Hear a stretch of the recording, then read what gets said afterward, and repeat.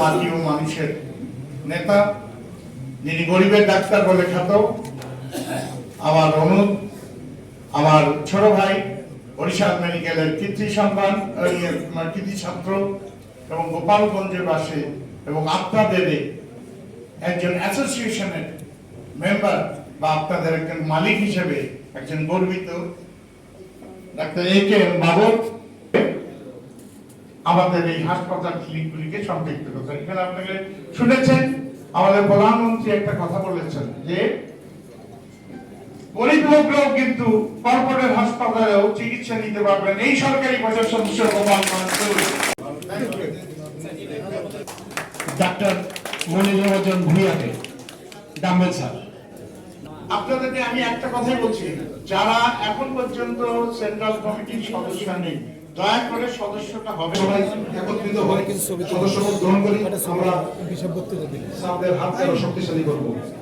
গোপালগঞ্জ 2 আসনের Bangladesh private hospital clinic and diagnostic association Gopalganj জেলা শাখা কর্তৃক আয়োজিত আজকে এই সাধারণ সভা এবং দ্বিবার্ষিক সম্মেলনে উপস্থিত সম্মানিত সভাপতি আরও এখানে উপস্থিত আছেন আজকের এই সম্মেলনের প্রধান বক্তা ডাক্তার মোহাম্মদ মুসাদ্দেক হোসেন বিশ্বাস ডাম্বেল ভাই সহ উপস্থিত মালিক এবং কর্মকর্তা বৃন্দ, সবাইকে জানাচ্ছি আমার পক্ষ থেকে সালাম এবং শুভেচ্ছা।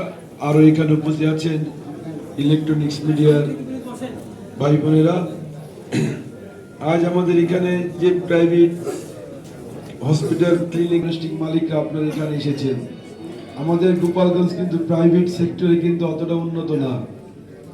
আমাদের যে হাসপাতাল আছে, ডায়াগনস্টিক সেন্টার আছে, এখন হয়রানির শিকার হবেন না। আপনাদের এখানে বিভিন্ন সমস্যার কথা আপনারা বলেছেন। আমাদের যেহেতু আমার একটা ক্লিনিক আছে, এই লাইসেন্সের সমস্যা, এই লাইসেন্সের ক্ষেত্রে বিভিন্ন আগে কিন্তু 5 বছর আগে কিন্তু স্বাস্থ্য মন্ত্রণালয় একাই এই লাইসেন্স নবায়ন করতো, লাইসেন্স দিত। এরপরে এই পরিবেশ অধিদপ্তর, নার্কোটিক অধিদপ্তর এইগুলো অ্যাড হয়ে সরকার তাদের কাছ থেকে যে আমাদের কাছে যে ট্যাক্স পায় তার থেকে বেশি ঘুষ দেওয়া লাগে, তারা ইনডাইরেক্ট অফার করে বসে। এই জন্য আমি আপনাদের হয়ে কথা আপনাদের হয়ে ইনশাল্লাহ আমি আগামীকাল সংসদে যাব। আমি স্বাস্থ্যমন্ত্রী এবং পরিবেশ মন্ত্রী তাদের সাথে আমি এই লাইসেন্সের ব্যাপার নিয়ে কথা বলবো।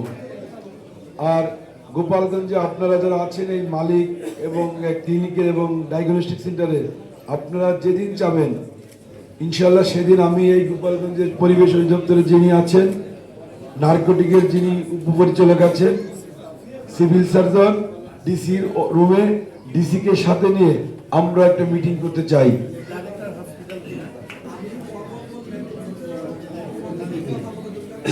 আমাদের এখানে যাদের প্রয়োজন, গোপালগঞ্জ জেলায় যাদের প্রয়োজন, আমি আগামী মাসের 7 তারিখে দিন চান, আমি সেদিন ইনশাআল্লাহ আমি এদের নিয়ে একটা মিটিং এর আয়োজন করে, আপনারা কাউকে কোনো টাকা পয়সা দেবেন না, সে যেই যাক না কেন হাসপাতালে কাউকে কোনো টাকা পয়সা দেওয়ার দরকার নেই।